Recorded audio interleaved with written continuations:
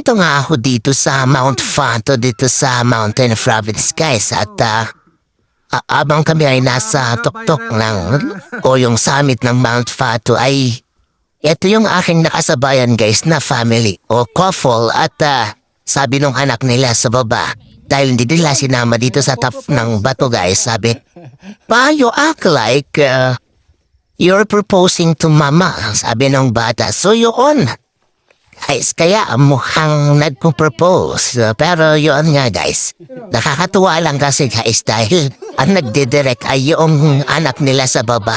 Alam niyo yun, guys.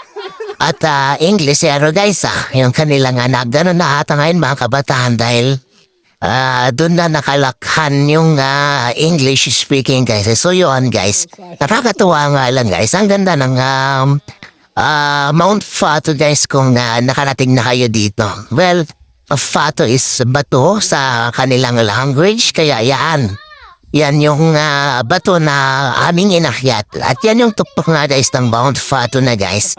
So yun, ang saya, diba, guys? O, diba? Tara, pasyal na rin dito sa Mount Fato para makita niyo rin yung ganda ng kapaligiran while nandito sa taas ng batong ito.